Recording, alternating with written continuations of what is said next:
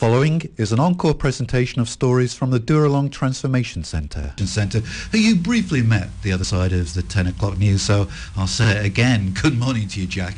Good morning. You've been at Dooralong now for 8 months. That's right, yep. Yeah, you're a young guy, you're 20. Yep.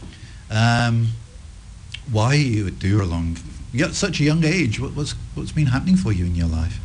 Well, a lot's been happening really, yeah. I'm at Dooralong to fix myself and make myself into a better person, and yeah. Because you've had an issue with drugs in the past. That's right, yeah. Yeah. When did they first come into your life? About 14. Yeah, 6 years ago. Yeah, that's right. So you were still at school, still at high school? That's right, yeah. Yeah. Why did you start taking drugs? Well, at the start it was all just to fit in, you know, you do it with your friends and it's a bit of fun, all fun and games then. Yeah. Yeah, and just progress from there, I guess. So it was just experimenting, really? That's right, yeah. Yeah, and as you say, there's peer pressure to do it? Yeah. Everybody else is doing it? That's right. So you gave it a go? Sure did. So was that sort of marijuana at that stage, pot? Yeah, that was just pot, yeah. Yeah. And how did that sort of sit with you? How did you react to that? Well, it was just like any other drug, really. Like I was just enjoying it at the time, and it was all fun and games, like I said, and just it was easy. It was no drama. Is pot a growing up? Yeah, that's it. Sex, drugs, rock and roll. That's teenage right. years. Yeah. So, look, it didn't stay at that level, though, did it? It sort of you turned up the volume on the drug taking. That's right. Well, when I was 15, I moved to Newcastle. My parents made the decision to go up there and do a church plant, and I wasn't too happy about it. A bit rebellious at school and that, and that's where it all started. So where turning. was school? Where were you living? I was living in Sydney. Yeah. Yep. Northern Beaches area, Forestville, and nice. yeah, went to Covenant Christian School there, and then my parents moved me up to St Philip's Christian College in Newcastle. And you weren't happy? No, I wasn't. No, I was a bit nervous when I went to school back up in Newcastle, and didn't have many friends at the start, as you do at a new school, and yeah, I was same sort of thing, just trying to fit in. And a friend of mine moved in to school, or someone like a new fella moved in, and made good friends with him. Yeah. And he was going through some hardship at the time, and my parents took him in, and he lived with us for about 7 months, and he was he was a really good friend of mine. We got on really well, but he was also a previous pot smoker, and didn't stop him when he came up to Newcastle, so I sort of did it with him, and it just went from there. It started off small and worked up as our tolerance built, and we just started smoking it as much as we could whenever we could get it. Yeah. One thing led to another. That's right. Mum and Dad had no idea? Not a clue. No. You say that your mum and dad sort of moved from sort of Forestville up to Newcastle to plant a church, so they are obviously in ministry, they're Christians? Yeah, that's right. And you were going to a Christian school? Yep. Yeah. So people would have looked at you and looked at your family and say, good people, good family, good Christian family. That's right. Going to a nice school, he's got it made. Yeah. Yeah. But you had this little secret. Yeah, that's right. Yeah. So did Mum and Dad notice? I don't suppose, look, I'm putting words into your mouth here, but I suppose being in ministry, they may not have been aware of the signs and symptoms of somebody taking drugs. Yeah, well, I'm sure my parents were similar when they experimented as children, like as kids, teenagers and that, but to me it didn't seem like they knew at all. They might have known, but that's something that I'll never know, I guess. Yeah. But to me it was just like a secret I was trying to keep from them, and they didn't have a clue. Yeah. So behaviour-wise, you were functioning quite normally? Yeah, I was maybe a bit slower and eating a lot more food and that sort of thing, but the munchies. Yeah, that's right. And I guess it wasn't until a bit later that my attitude and my behaviour started changing. So what happened a little bit later? Well, I think when I started getting into it a lot every single day, I became quite snappy and not tolerant to just little things. I used to just change the attitude quite quickly and snap. So I guess they might have just noticed something in me, like getting a bit more abusive towards my parents, basically, and just swearing at them all the time. And but they would have found it difficult because how old had you been? 15, 16, 17? Yeah, 16, 17, yeah. Yeah, so they might have just put it down to, the hormones raging, rebellious teenagers. This is just normal teenage behaviour. Yeah, quite possibly, yeah, that's true. They perhaps hadn't thought that there was a drugs-related issue there. That's right, yeah. How did it continue to escalate? Well, he just kept doing that, and I think they eventually I think I was about 17 when they caught me actually smoking out the back. I used to have a granny flat out the back, and me and my mates sort of just used to sit out there and smoke all day when we could. And I think they walked in and saw it, and they were a bit shocked at first. And I think that's when I knew that they knew and they still didn't do anything about it. I thought that it was like a free pass, that I could get away with stuff. So I started stealing lots of money from them out of their wallets, and taking a lot of things, stealing stuff just to pay for what I wanted, and I get what I wanted if I really put my mind and heart to it, and I did. Would you have seen yourself as an addict if somebody had come up to you and said, "Jack, you're an addict"? Would you have said, "Yes, I am," or "No, I've got this under control"? Probably not at that stage. No, I would have just thought, "Oh, I'm just doing it because I can. I'm young, I'm free, I can do what I want."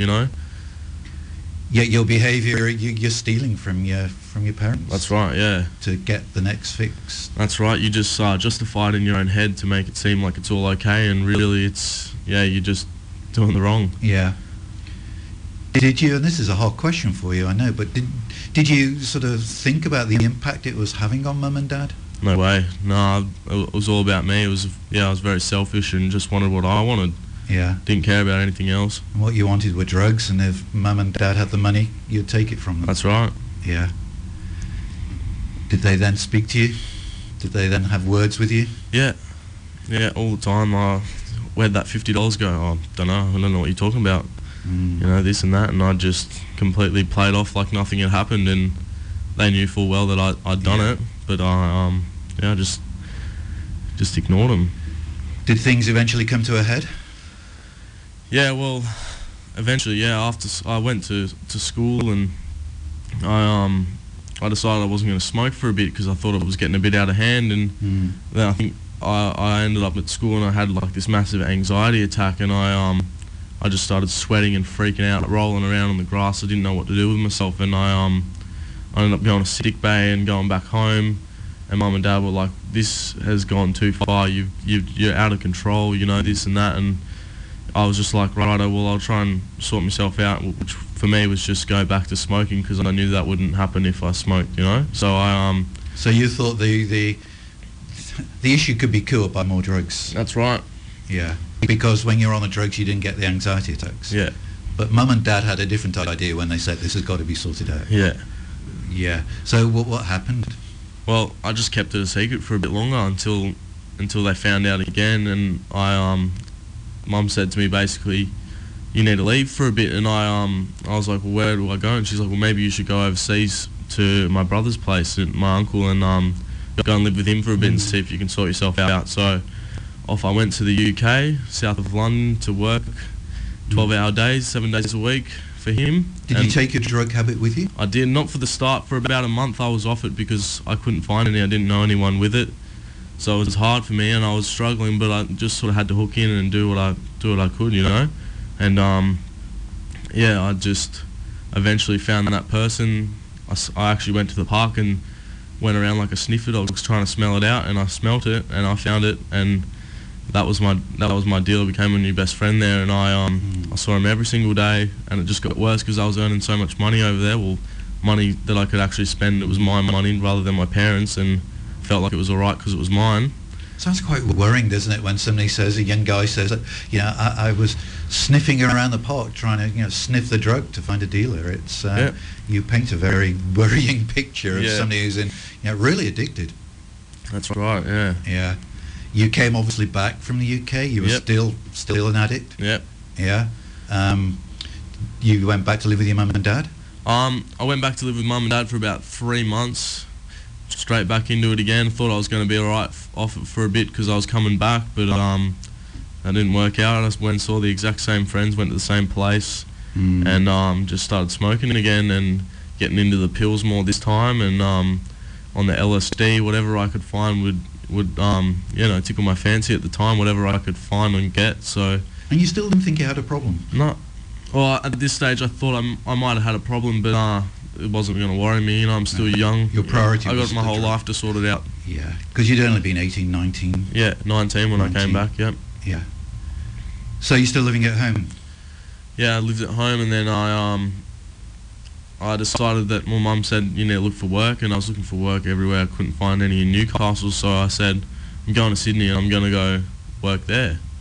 And so that's what I did. I went down to Sydney, went into the same old area that I grew up in Forestville, and started work. I started an apprenticeship at landscape and construction and did that for about 6 months, but that's probably where the peak of my addiction came, going into... Because now you've got money in your pocket. That's right, and I have more money than I had when I was overseas, so yeah. And you're living away from home. That's right, I had my own little place, and yeah, no one could tell me I couldn't do it, so... So you did it? I did it. Big time? Every day, yeah. Yeah. What was the low point for you? Well, it would be probably after when I came back home. I'd been smoking so much, I was probably, $200 a day addiction. So, it wasn't working out for me. I lost my job because I wasn't able to attend work. That was a really low point, because work for me was a big thing. I really enjoyed it, and it was the freedom of the money and the place. So that was a big thing when I couldn't afford my rent, and I went back home to Newcastle to mum and dad. Yeah, to mum and dad, and lived with them, and lasted about 3 months there, and I was just back smoking again, trying to cut down. Wasn't working for me, but I had to because I had no money really. I was still back stealing from their wallets again, so whatever I could do to get on. And eventually my parents had enough. They're like, we've tried everything that we can think of. You need to sort yourself out, and you can't do that under our house, under our roof. Because you told me earlier you also have a younger sister, so they were obviously concerned about the influence. Her, yeah. And so I was like a bit shocked by it, and I think it would have been a really hard decision for them to make, actually, because I'm only 19. I'm their eldest son, their baby boys. So it would have been a very hard decision for them. Yeah, that's right. So I did it. I went out, and I was mostly couch surfing, but I was also out in the streets, living in my swag on the beach, trying to live the life that I could. Thought it was okay for the first couple of nights, and then it got cold, it was wet, it was unpleasant, no food. My money was going straight to drugs. Wasn't doing anything for me. So, well, we know you're at Dooralong. We know somewhere not too far away from where you say you were in Newcastle, homeless. You made a decision to go to Dooralong. How did that come about? Well, my parents actually said to me about a week after, I think it was really bugging them that I was out there doing nothing about what they had asked me to do, basically. So they said, I think they did a bit of research on the rehab facilities and sort of thing, and they said there's this place in Central Coast that like one of our friends actually knows the major that works there, and he can get you in like 2 weeks. So we'll look after you for 2 weeks back home if you can agree to go there. And I said, I'll take that chance, I'll do it, because I knew that I wasn't going anywhere. Yeah. Anyway, so you'd recognise by now that this is a problem, and it's not going to be fixed on your own. You need some help. Basically, yeah. Well, I was on the street and wasn't doing any good. The next stage is goodness knows where you were going down fast. Yeah. That's right. So you went back home, and 2 weeks later you were at Dooralong. Yeah, that's right. Well, I went to Detox in Sydney. Yeah. And that was William Booth House, Salvation Army, and I did about 6 nights there. That was a pretty rough time. Yeah. First few days off the drugs that I'd have since I went over to the UK. Yeah. By choice. So not easy. No, not at all. But worth it. Worth it. Yeah, for the long run, it's definitely been worth it. Okay. Look, we're going to break for some more music there, and we'll come back and talk to Jack after the music and find out what it was like when he got to Dooralong after his rehab. But we're going to listen to some more music. It's Brannon Murphy with Talk About It.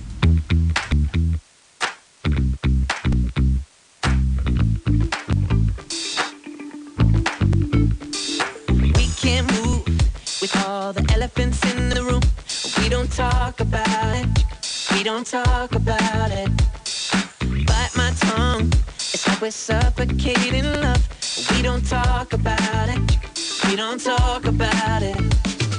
Truth be told, there's so much hope that needs to be heard, but no one says a word. It's time we talk about it. We've been dancing all around this for too long. Let's talk about it. We ain't going nowhere till we work this out.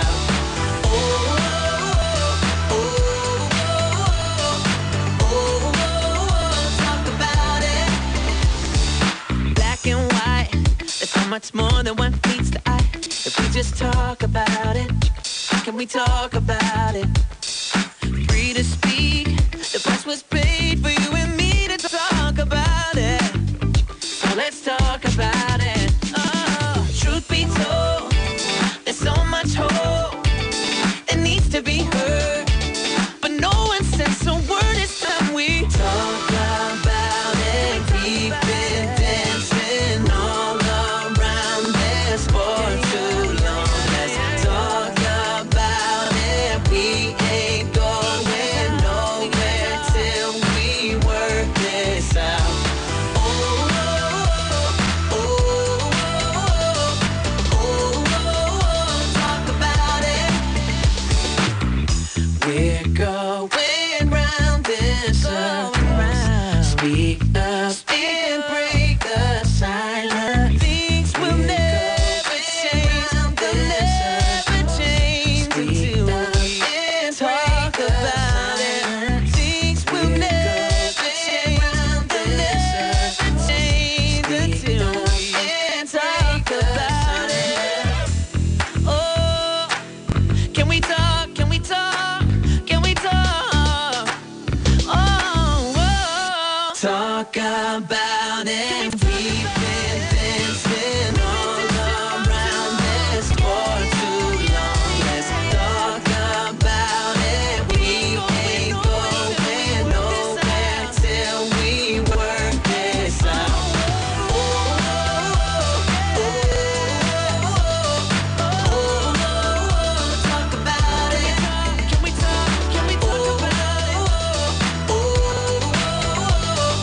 Oh, talk about it. We're going round in circles. Speak up and break the silence. We're going round in circles. Speak up and break the silence. Cancer. Survival rates are soaring, and this is good news. However, after treatment, patients may notice a difference in physical, social, psychological and work-related capabilities. The staff at Central Coast Physiolates help women with cancer regain their movement and strength and decrease their fatigue. They also monitor and treat lymphedema. So if you've had any surgery, have undergone chemotherapy or radiation, we are here, ready to help you get back to your life. Go to centralcoastphysiolates.com.au. Station sponsor. Making a difference by playing music you can let the kids listen to. Rima 94.9. Well, the time is 28 minutes past 10 on this Wednesday morning. Talking to Jack. We left Jack at that point of his story where he had made a very sensible decision to go to Dooralong, and he's been to William Booth in Sydney and done his rehab, and then now he's at Dooralong. What's that first week like for people at Dooralong?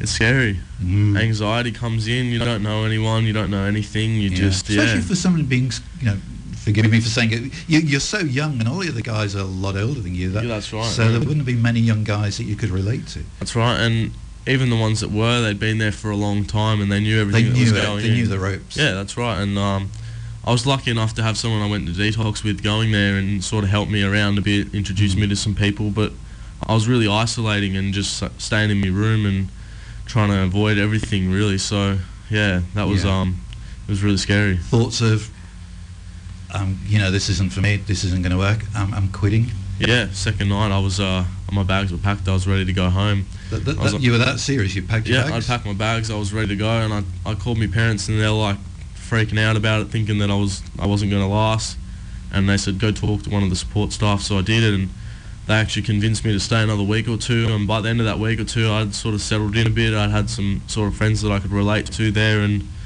yeah, I sort of just made it through, and I just kept my head down and hooked into it, and yeah. One of your better decisions. That's right, yeah. Yeah. So you've been there for the last 8 months. You must have learnt a lot about yourself. I have, yeah. I've changed the person completely, and I love the person I am today, yeah. So how is Jack different today than he was 8 months ago? I think I've matured a lot. During my time in addiction, I didn't have the chance to mature. I threw everything out the window that I could have used and learned to become a better person, and I just sort of was self-righteous and thought I knew everything already. But Dooralong's helped me to take a step back and relive that just in fast track, so I can sort of get the years back that I threw away. And I'm lucky to have learnt so much in the last 8 months to actually mature into the 20-year-old I am today. So yeah. So you tried to do in 8 months what sort of an average person, we can call them that, they would have done over 5 or 6 years as they grew from being sort of a kid to a teenager to a man. That's right. You've had to do it in 8 months because you've those last 7 or 8 years have just been lost to you, haven't they? Yeah. I want to say they're a waste of time because, you know, things happened and what have you, but they didn't help. No. And I think I have learnt from the things that I've done and mistakes that I've made, but it didn't help me that much, and I've learnt more in the last 8 months than I have in the last 6 years, so yeah. Yeah, grow up very quickly. Yeah. Yeah. So you say you're more mature.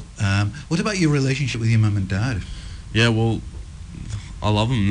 Like, I wouldn't have said that, you know, 8 months ago. Yeah, I mean, a year ago you were stealing money from them. That's right. Yeah, I just, I didn't despise them, but I sort of didn't like them for making me make this decision. I wasn't like fully keen on doing it, and then I just sort of threw myself into it and said, why not? You know, it's only a short time out of my life to get it right for the future. And now I go home every weekend for weekend leave that Dooralong gives me, and because you're at that level, there are different levels for participants at Dooralong, aren't there? And you're at the level now where you're allowed to go away for the weekend. That's right. Yeah, I've been in that level for about 3 months now, so I've been able to go out and most weekends and go back up to Newcastle, and I stay with mum and dad and my sister. And how is that when you go home? It's good. It's at the start it was a bit scary. I wasn't, you know, I was a bit worried about going out and using again or going into, because it was the same place I used to use in, and I guess it was a bit scary, but I sort of slowly became like better at doing it, and I just sort of spent time with mum and dad and my sister and just tried to do good things, and I really enjoy going back there and just doing the things sober that I used to do stoned or high. Yeah, that I can do happily without having that fix. All those good family memories that you've missed out on for the last sort of 5 or 6 years. It's good fun. I really enjoy it. Yeah. Was there any element, you said it was a bit scary at first going back to mum and dad, was there any element of sort of guilt and recrimination for what you had put them through? Definitely. The first time I walked into the house after being clean was about 4 or 5 months after I'd been in Dooralong, and I felt guilty for being clean there. It was weird looking at the house sober. I didn't know what I was doing. Like, it felt really weird, and I basically just cried to mum and dad, and I said, I'm really sorry for everything that I've done to you, all the money that I've stolen. You know, I wish I could just replace it all right now, because I really heartfully, you know. Yeah, I'm sorry. No. Yeah, and of course That's right. They probably threw their arms around you. That's right. Yeah. So what does the future hold? How much longer do you think you will be at Dooralong for? Because you've been there 8 months now. Yeah. So I'm actually on the waiting list for another sort of program in Sydney. It's on Burke Street. It's a really good. It's sort of like a progression to the outside world sort of program. So you do it for about 2 or 3 months with just groups and that sort of thing of a day, and walks and that sort of thing throughout the city. Yeah. And then you get weekends off, and you're in the city, so you can go whenever you want. You only have one group a day, and then you got the whole day to yourself. Yeah. So it's sort of easing you back into the community gradually, rather than just chucking you out the gate. Yeah, and it's cheap rent for the city, and after 3 months I can start working. So my initial plan's to finish my apprenticeship in landscaping, hopefully, and just live there while I do that. And then when I finish, I'll be able to go on my own out into the world and do whatever I reckon comes along. Basically, whatever gets thrown at me, I'll take it. And yeah. Okay, we'll break for some more music. We'll come back. We'll talk to Jack a little bit more about his plans for the future. And one thing we haven't mentioned yet is the God thing, because it's the Salvation Army. Your mum and dad are in ministry, so we'll talk briefly to Jack about that as well after we've heard from Unspoken with Higher.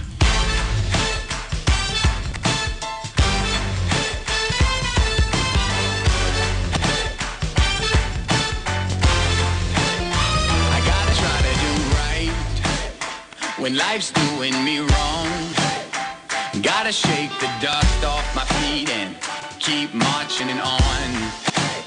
When trouble weighs me down, brings me to my knees. Lord, my needs are many, but that's a pretty good place to be. Don't blame it on the preacher, cause the preacher done told. The devil's got a target on my heart and my soul. But let me tell you, brother, what the devil don't know. The lower I go, the more I'm gonna lift you higher, higher, higher. I'm gonna lift you higher, higher, higher. And God Almighty, you are worthy. Higher, higher, higher.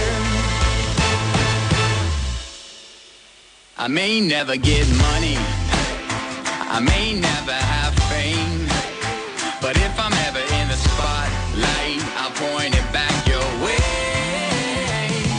'Cause standing at the top was never ever my goal, but if you put me on a mountain, then I'll tell the whole world, singing hallelujah till I hit the dirt. Oh, I'm gonna lift you higher, higher, higher. I'm gonna lift you higher, higher, higher.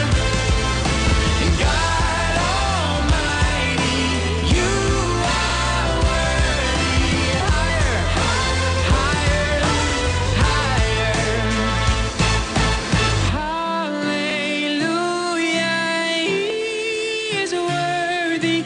Hallelujah, He is good. Lead me in righteousness, and I'll praise you through it. Clothe me in glory and riches, I'll praise you just the same. All that I have, all I've been given, all of my life's ambition is to worship, is to honor, is to bring you praise. I'm gonna lift you higher, higher, higher, higher.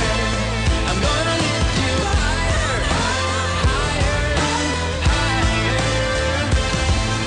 And God Almighty, you are worthy.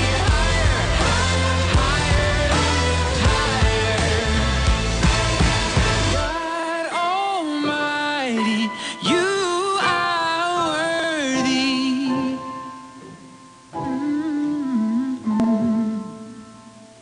Station sponsors Awesome Driving School can teach learner drivers to drive awesomely in less time. With 15 patient-friendly and qualified instructors, learners are sure to have an awesome learning experience. Every 1 hour learner drivers spend with their Awesome Driving School instructor equates to 3 hours in their logbook. Buy vouchers online at awesomedrivingschool.com.au or call 0416 161 024. Awesome Driving School. It's awesome. Did you know Rima now has an online store? Head to rima.cc and click on the store button. Yes, you're listening to Rima Central Coast. It's about 22 minutes to 11. Talking to Jack this morning.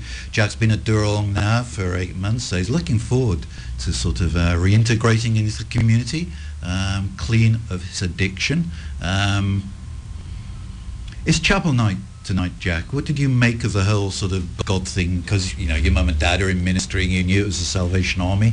Has that been, or is that a bit of a journey for you as well? Yeah, well, at the start, I was a bit scared for it all, really. I had pushed it away for so long, and I was quite against it all because I felt that was the reason my parents moved me to Newcastle. I put a lot of blame on them for my addiction because of that, even. So blaming them for a lot of the problems that I had. But as I got further into program, I really started to enjoy chapel.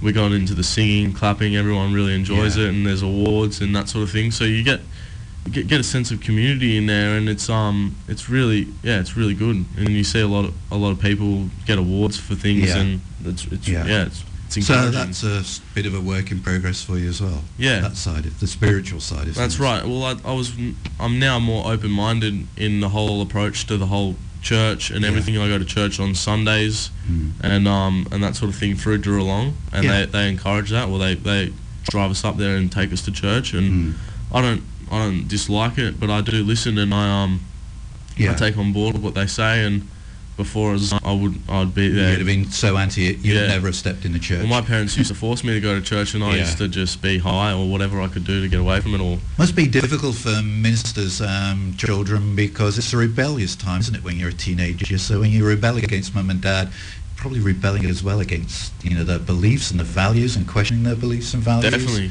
Yeah, I wouldn't we all listen do to them. that. Mm. Yeah. You mentioned there a few seconds ago the sense of community that there is at chapel night at Dooralong, which is another chapel night tonight.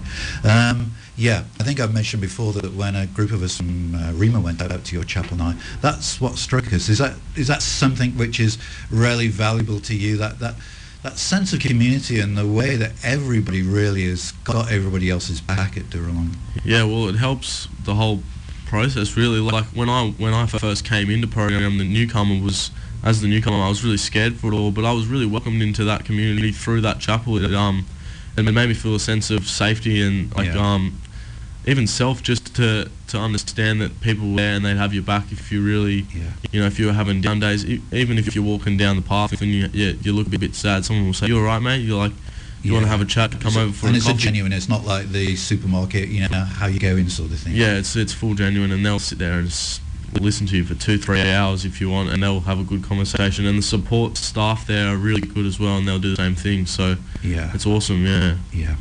Finally, we mentioned once or twice landscaping. Landscaping sounds as if it's something you really, really want to get into. Yes, I'm really passionate towards it. I did a bit when I was overseas in the UK, and I did that 6 months down in Sydney. So I think it's a real passion of mine to complete that apprenticeship and look for work in that area, and it's a really good trade to have. You can do all things with it, and it just gives me something to do and a goal to achieve towards. And it would be rewarding, not only out in the fresh air, but actually you see very quickly the results of all your efforts. You can turn a muddy waste into something really fantastic with water features and all the rest of it. It must be very rewarding to stand back and think, I did that. Yeah, it is. It's awesome, and I can't complain about it. It's awesome. Right. So look, if there's anybody out there who can offer Jack an apprenticeship in landscape gardening, just get in touch with Rima Central Coast and we'll let you know. That would be awesome. But thanks, Jack, for coming in this morning and talking to us so openly and so honestly. It's chapel night tonight, so what will it be? Lamb or chicken? What do you reckon? Oh, I'm thinking some beef. We got some cows out there at the moment. It's homegrown beef. Oh, you don't kill your cows, do you? We don't do it, but someone else does it for us. Yeah, look, I mean, yeah. Well, that's the way it is. We can't have beef unless somebody's killed the cow, can we? So we can't sort of hide from that. So look, thanks, Jack. It's been awesome speaking to you, and we just pray that God will continue to look after you as well as He has for the last 8 months. You've been listening to an encore presentation of the Dooralong stories, which can be heard live every Wednesday at 10 a.m. and repeated 8 p.m. Sunday and 1 a.m. Wednesday, right here on 94.9 Rima.cc.